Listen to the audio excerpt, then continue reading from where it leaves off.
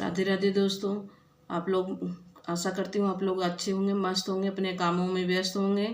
आज एक मैं नाच गीत सुनाने जा रही हूँ। जैसा लगे कमेंट करके बताना, फुल आवाज़ करके देखना हमारे चैनल में।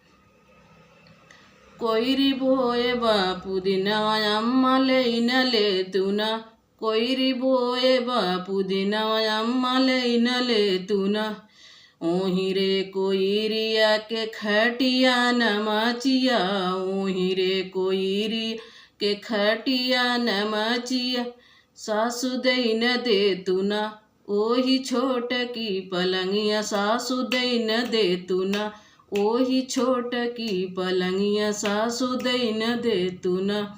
ओही रे कोईरिया के खेती नवारी, ओही रे कोईरी के खेती न बारी, सासु दई न दे तू ना, ओही छोट का बगीचा, सासु दई न दे तू ना।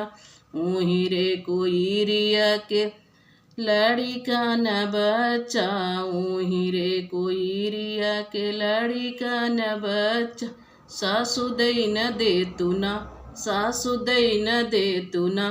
ओही छोट की ननदिया, सासु दई न दे तू ना। कोईरी बोए बापू दिनवा अम्मा ले तू ना।